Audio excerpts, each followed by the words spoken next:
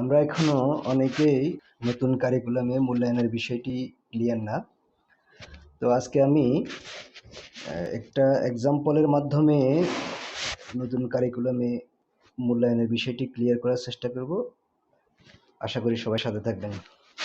এখানে আমি একজন স্টুডেন্টের ডিজিটাল প্রযুক্তি বিষয়ের টোটাল মূল্যায়নটা আলাদা করে দেখিয়েছি।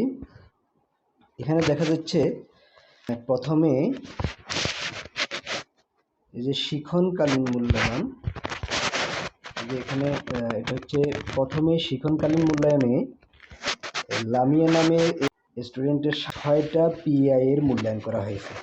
এখানে দেখা যাচ্ছে এই স্টুডেন্ট 6টা পিআইতে প্রথমে বৃত্ত, তারপর ত্রিভুজ, তারপর এই পিআইতে বৃত্ত, তারপরে এই পিআইতে চতুর্ভুজ এবং শেষের পিআইটাতে ত্রিভুজ পেয়েছে। ওকে, এরপর সে ষান্মাসিক সামষ্টিক মূল্যায়নে 4টা সামষ্টিক মূল্যায়ন হয়েছে 4টা পিআই এর উপর।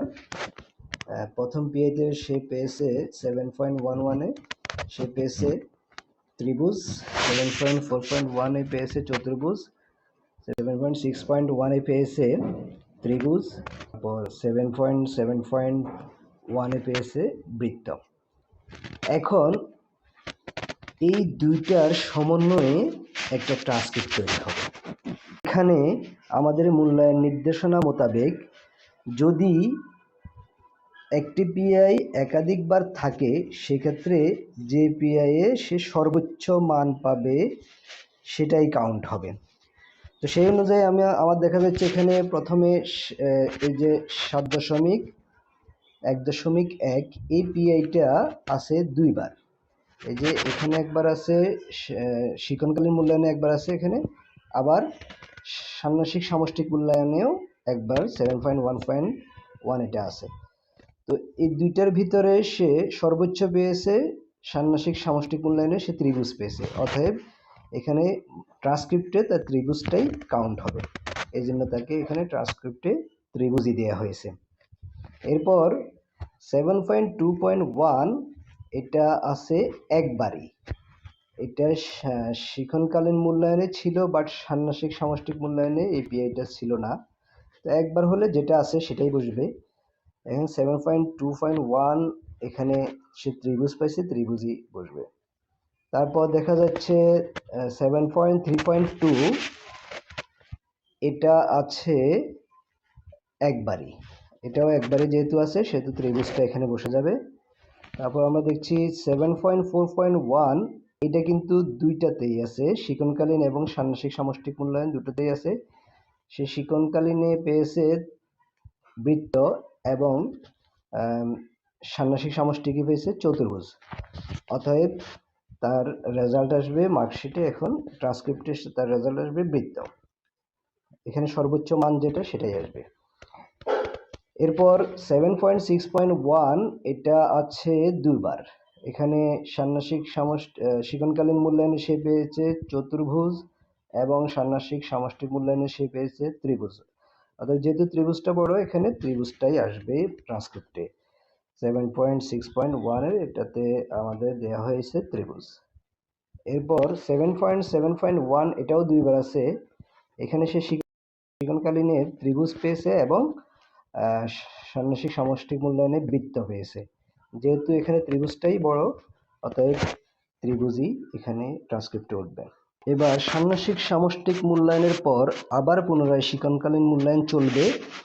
তো আমার এখানে দেখা যাচ্ছে ষান্মাসিক সামষ্টিক মূল্যায়নের পরে তার এই কয়টি পিআই এর 7.3.1, 7.3.2, 7.5.1, 7.8.1 এবং 7.9.1 এবং 7.10.1 এই কয়টা পিআই এর মূল্যায়ন হয়েছে ষান্মাসিক সামষ্টিক মূল্যায়নের পর শিক্ষণকালীন যে মূল্যায়ন চলে ওই শিক্ষণকালীন মূল্যায়নে। এরপর বার্ষিক সামষ্টিক মূল্যায়নে এসে এই পিআই গুলো ছিল 7.1.1, 7.2.1, 7.3.2, 7.5.1, 7.8.1, 7.9.1 এই পিআই গুলো বার্ষিক মূল্যায়নে ছিল। তো আমরা দেখব এখানে ট্রান্সক্রিপ্টে আসবে 3টা বিষয়। প্রথমত শিক্ষণকালীন পূর্বে যে ষান্মাসিক সামষ্টিক মূল্যায়নে আমরা একটা ট্রান্সক্রিপ্ট তৈরি করে আসছি একটু আগে, ওই ট্রান্সক্রিপ্ট থেকে তারপরে এরপরে পরবর্তী 6 মাসের শিক্ষণকালীন মূল্যায়ন, এরপর বার্ষিক বা ষান্মাসিক মূল্যায়ন, এই 3টার সমন্বয়ে বাৎসরিক সামষ্টিক মূল্যায়ন ট্রান্সক্রিপ্ট তৈরি হবে। তো আমরা দেখব এখানে প্রথম পিরিয়ড হলো 7.1.1, এটা এখানে শিক্ষণকালীন মূল্যায়নে ছিল না, কিন্তু বার্ষিক সামষ্টিক মূল্যায়নে ছিল। তো এই জায়গায় সে পেয়েছে চতুর্ভুজ। আবার আগের যে ট্রান্সক্রিপ্টটা আমরা তৈরি করেছি ওখানে আমরা দেখব ওখানে তার কি আছে। এখানে তার ছিল 7.1 ত্রিভুজ, অতএব সে ত্রিভুজই পাবে। যেহেতু তার এখানে ত্রিভুজটাই বড়, সে তার এখানে ত্রিভুজই আসবে। এরপর 7.2.1, এটা 7.2.1 আমরা দেখব এখানে কোথাও আছে কিনা। হ্যাঁ, এখানে বার্ষিক সামষ্টিক মূল্যায়নের 7.2.1 এই পিআইটা আছে। এখানে সে পেয়েছে বৃত্ত। এরপর আর শিক্ষণকালীন মূল্যায়নে এটা নেই। এরপরে আমাদের পূর্বের ট্রান্সক্রিপ্টে 7.2.1 আছে, সেখানে সে পেয়েছে ত্রিভুজ। অতএব এখন 7.2.1 এ তার রেজাল্ট আসবে, ট্রান্সক্রিপ্টে আসবে ত্রিভুজই। ওকে, এভাবে 7.3.1 এটা আমাদের। এবার আমরা দেখব 7.3.1, এটি আমাদের শিক্ষণকালীন মূল্যায়ন, দ্বিতীয় শিক্ষণকালীন মূল্যায়নে ছিল। এখানে সে পেয়েছে বৃত্ত। আর বার্ষিক মূল্যায়নে 7.3.1 ছিল না, এবং ট্রান্সক্রিপ্টে আগের ট্রান্সক্রিপ্টে ছিল কিনা আমরা দেখব। 7.3.1 ওখানে ছিল না, ওখানে 7.3.2 আছে। এখন যেহেতু এটা আর ছিল না, একবারই আছে, তো এখানে যা পেয়েছে তাই বলবে। অতএব এটা এখানে সে পাবে বৃত্ত, আমরা তাকে বৃত্তাই দিয়েছি। এরপর 7.3.2, এখানে এটা দেখা যাচ্ছে 7.3.2 শিক্ষণকালীন মূল্যায়নে ছিল, আবার বাৎসরিক মূল্যায়নেও ছিল। দুইটাই, এখানে শিক্ষণকালীন মূল্যায়নে সে পেয়েছে বৃত্ত, এবং বাৎসরিক সামষ্টিক মূল্যায়নে সে পেয়েছে চতুর্ভুজ।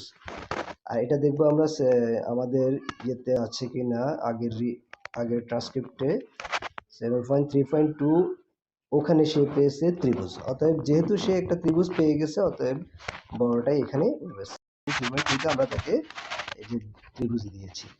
এরপর আমরা দেখব 7.5.1, 7.5.1 এখানে এটা আছে আমাদের দ্বিতীয় শিক্ষণকালীন মূল্যায়নে আছে, ওখানে সে পেয়েছে বৃত্ত। আর এখানে আবার বার্ষিক শিক্ষণকালীন মূল্যায়নেও 7.5.1 আছে, এখানে সে পেয়েছে চতুর্ভুজ। আর আমরা দেখব এটা যেহেতু এখানে ত্রিভুজ না, আমরা ওখানে দেখব যে আগের ট্রান্সক্রিপ্টে 7.5.1 আছে কিনা। না, এখানে নেই, সেহেতু আমরা এই দুইটাকেই বিবেচনা করব। 7.5.1 এই দুইটার ভিতরে বৃত্তটাই বড়, অতএব সে বৃত্তই পাবে। এরপর আমরা দেখব 7.6.1, এটাই।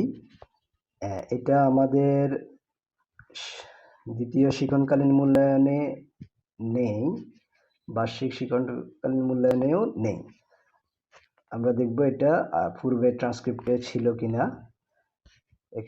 এখানে আমাদের পূর্বের ট্রান্সক্রিপ্টে এটা ছিল 7.6.1, এখানে সে পেয়েছে ত্রিভুজ, একবারই ছিল, অতএব এটা ত্রিভুজে বসবে। আমরা এখানে তাকে 7.6.1 এ তাকে দিয়েছি ত্রিভুজি দেওয়া হয়েছে। এরপর দেখব 7.7.1, এটা কোথায় আছে।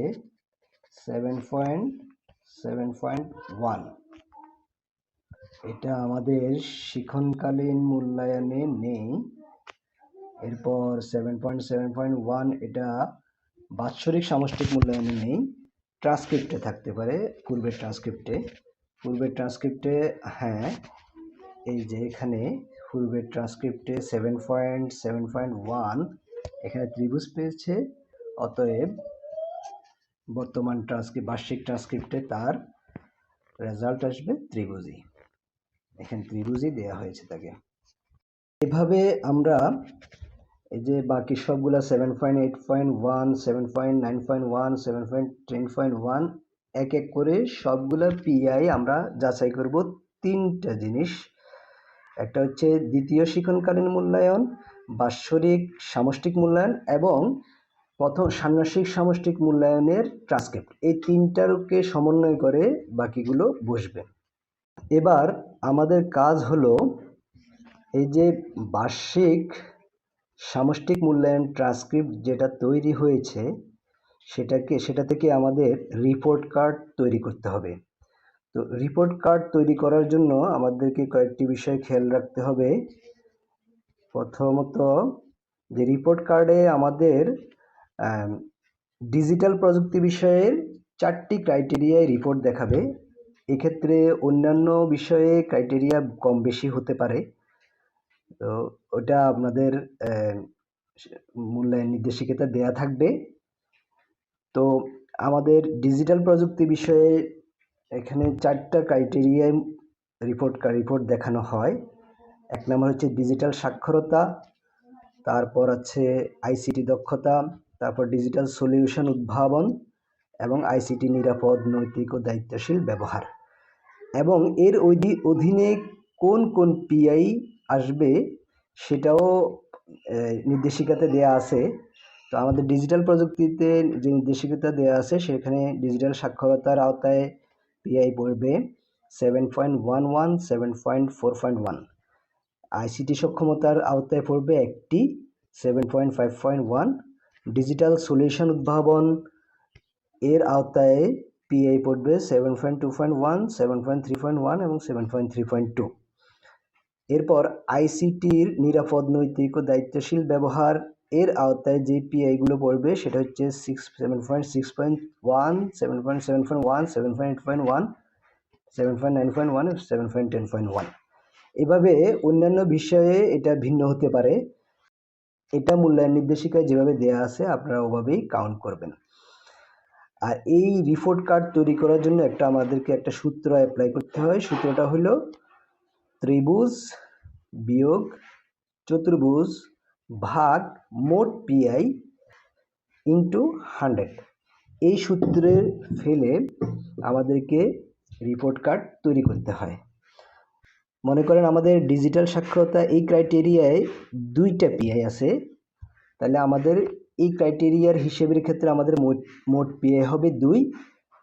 এখন এই 2টা পিআই এর ভিতরে ত্রিভুজ কয়টা পেয়েছে সেটা বসবে প্রথমে, বিয়োগ চতুর্ভুজ কয়টা পড়েছে সেটা বসবে, তারপরে ইনটু 100। তো আমরা এদিকে এই সূত্র অনুযায়ী আমাদের এই স্টুডেন্টের রিপোর্ট হিসেবটা বের করেছি। সেটা হচ্ছে প্রথম ক্রাইটেরিয়ায় সে 2টা পিআইতে একটা ত্রিভুজ ছিল আর বিয়োগ চতুর্ভুজের জায়গায় চতুর্ভুজ তার ছিল না, অতএব 0। আরেকটা সম্ভবত বৃত্ত ছিল, যদি চতুর্ভুজ না থাকে সেখানে 0 হবে, ত্রিভুজ না থাকলে সেখানেও 0 হবে। তো বৃত্তর এখানে হিসাব আসবে না। তো এখানে তার চতুর্ভুজ ছিল না বিদায় আমরা তাকে 0 দিয়েছি এবং ত্রিভুজ ছিল একটা, সেখানে দেয়া হয়েছে 1।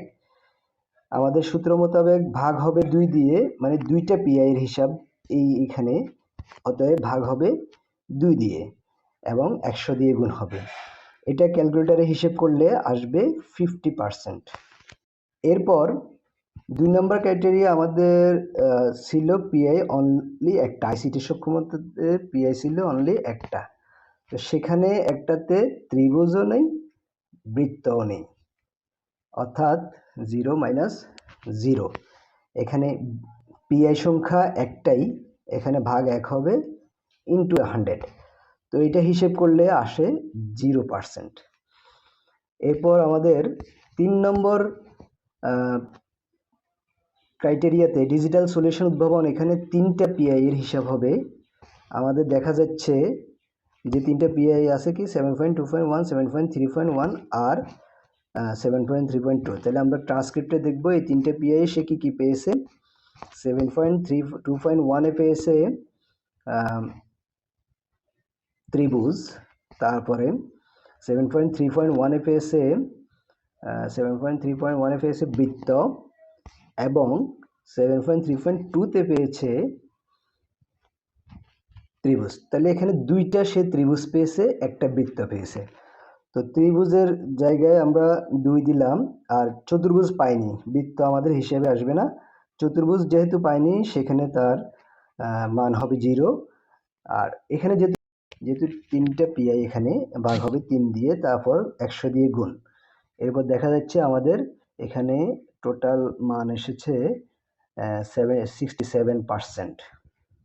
তারপর এভাবে আমরা চতুর্থ ক্রাইটেরিয়াটা কি ছিল, আইসিটি নিরাপদ ও নৈতিক দায়িত্বশীল ব্যবহার। এখানে পিআই আছে 1 2 3 4 5, 5টা পিআই এখানে হিসেব করা হবে। তো 5টা পিআই গুলোতে আমরা এখানে ট্রান্সক্রিপ্টে দেখলে পাবো সে ত্রিভুজ পেয়েছে 3টা। আমরা আমাদের ট্রান্সক্রিপ্টটা সর্বশেষ ট্রান্সক্রিপ্টটা দেখলে দেখব ত্রিভুজ পেয়েছে সে 3টা আর 2টা চতুর্ভুজ পেয়েছে।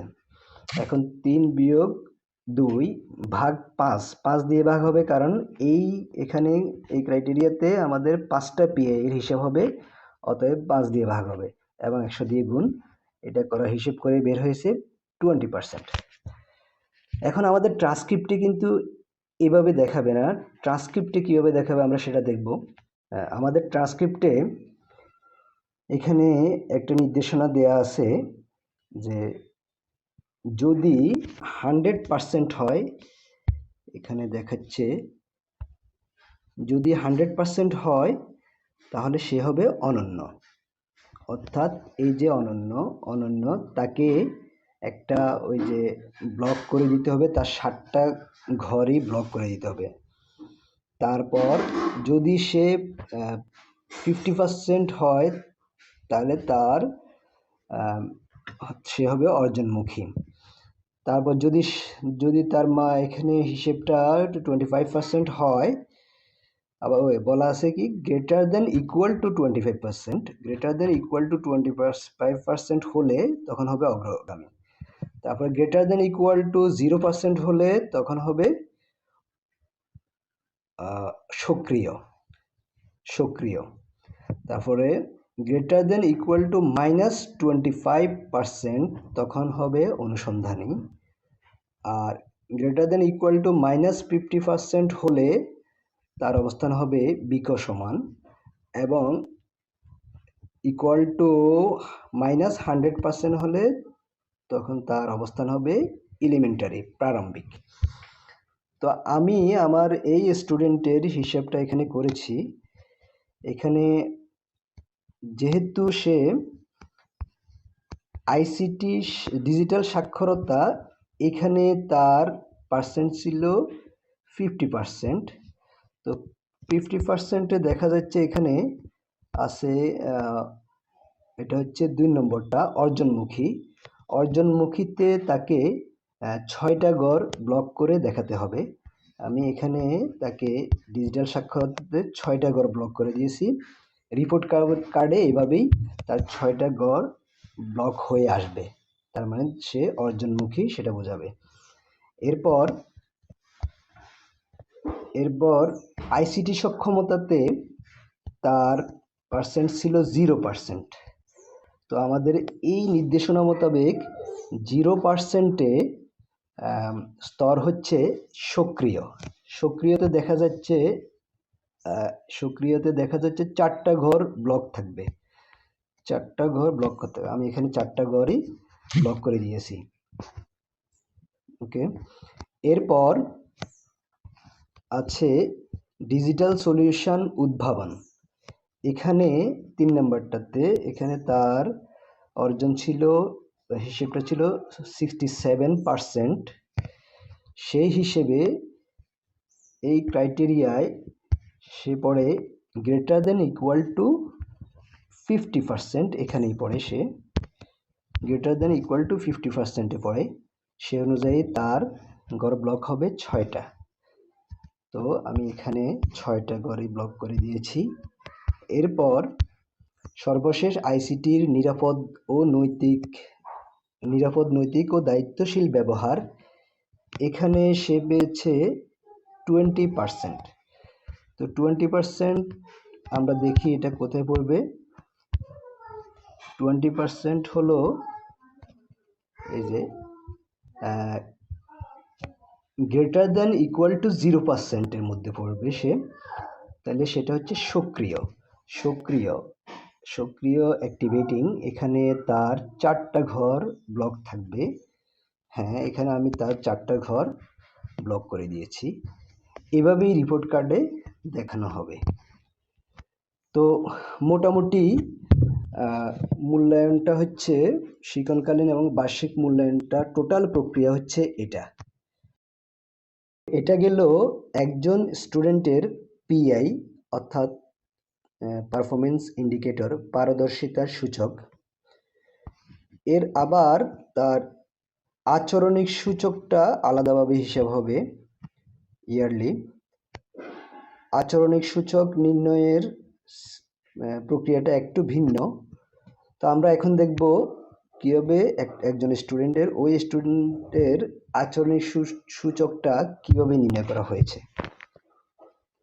তো আমি এখানে দেখতে পাচ্ছি একটা স্টুডেন্টের আচরণের সূচকটা দেয়া আছে। আচরণিক সূচকটা দেয়া হবে প্রত্যেক টিচার একটা স্টুডেন্টকে, প্রতিটা টিচার আলাদাভাবে মূল্যায়ন করবে। তার টোটাল আমাদের এখানে 10টা বিআই তাকে মূল্যায়ন করবে একজন শিক্ষক। তো আমি এখানে দেখালাম আমার 10 জন শিক্ষক তাকে মূল্যায়ন করেছে, তার 10টা বিআই। এক থেকে এই পাশে এদিকে আমি দেখাচ্ছি, এগুলো হচ্ছে বিআই, তার বিএ 1 2 3, দেখেন 10টা বিআই। আর এবিসি এটা হচ্ছে 10 জন শিক্ষক। 10 জন শিক্ষকের নাম হচ্ছে ABCDEFGH, এভাবে 10 জন শিক্ষক তাকে 10টা বিআইতে প্রত্যেকে 10টা করে তাকে মূল্যায়ন করবে। এটা একজন স্টুডেন্টকে 10 জন শিক্ষক এভাবে মূল্যায়ন করেছে।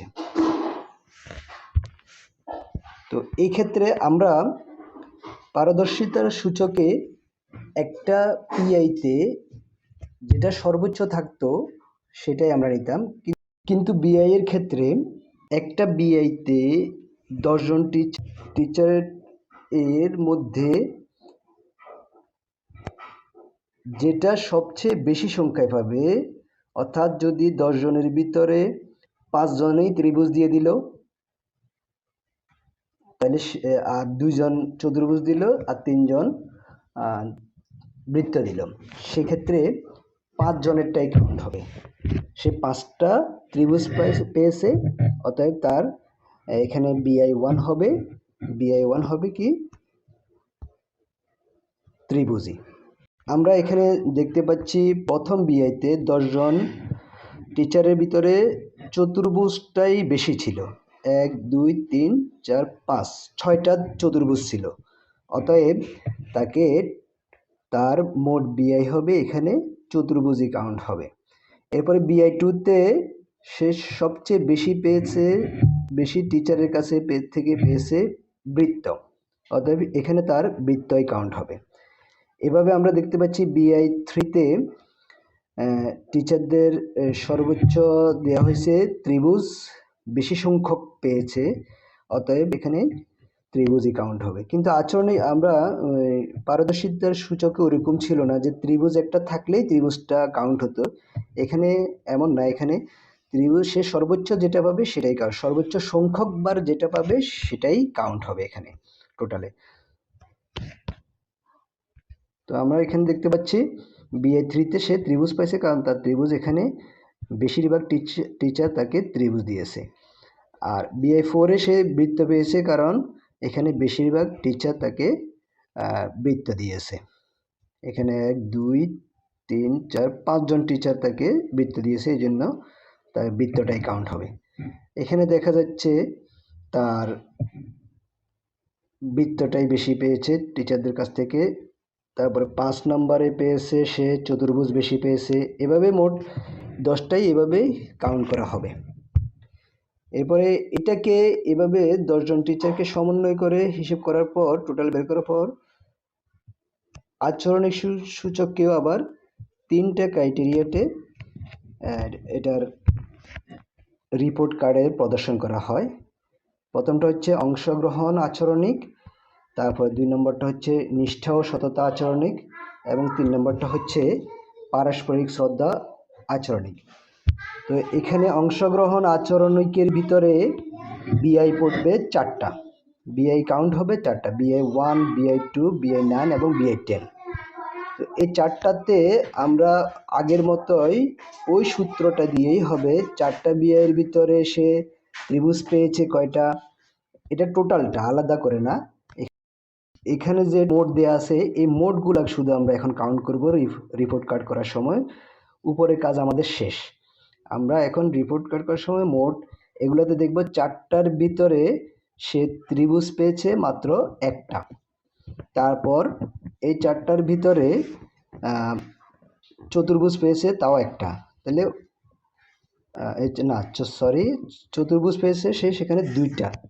এই 4টার ভিতরে 2টা চতুর্ভুজ পেয়েছে। তাহলে 1 - 2 তার হিসেব হবে এভাবে 1 - 2। আর যেহেতু মোট PI 4টা 4 দিয়ে ভাগ হবে এবং 100 দিয়ে গুণ হবে, তাহলে এখানে তার রেজাল্ট আসবে -25%। অর্থাৎ আমাদের ওই যে আমরা দেখিয়েছি এখানে এই নিয়মে -20%-এ গ্রেটার দেন ইকুয়াল টু -20%-এ তার স্তর হবে অনুসন্ধানী। অনুসন্ধানীতে তার 3টা ঘর ব্লক হবে, তাই এখানে তাকে 3টা ঘর ব্লক করে দেওয়া হয়েছে। এভাবে তার দ্বিতীয় ক্রাইটেরিয়া নিষ্ঠা ও সততা আচরণিক। এখানে B3, B4, B5 এবং B6 এখানে 4টা BI কাউন্ট হবে। 4টা BI-তে সে পেয়েছে একটা ত্রিভুজ পেয়েছে এবং একটা চতুর্ভুজ পেয়েছে, বাকিগুলো বৃত্ত। এখন কাউন্ট করলে টোটাল হিসেবে তার মান আসে 0%। সেই হিসেবে তার পারদর্শিতার স্তর হবে 0%, গ্রেটার দেন ইকুয়াল টু 0%-এ হচ্ছে অ্যাক্টিভ, সক্রিয়তে 4টা ঘর ব্লক থাকবে। সেই হিসেবে এখানে 4টা ঘর ব্লক করা হয়েছে। একইভাবে এখানে সর্বশেষ পারস্পরিক শ্রদ্ধা আচরণিক B7 এবং B8 এই দুইটাকে কাউন্ট করা হবে। এই দুইটাতে তার ত্রিভুজ ছিল একটা আর চতুর্ভুজ ছিল না, এই জন্য এই জায়গায় 0 আছে। টোটাল BI হচ্ছে এখানে 200 দিয়ে গুণ হবে। এখানে রেজাল্ট এসেছে 50%।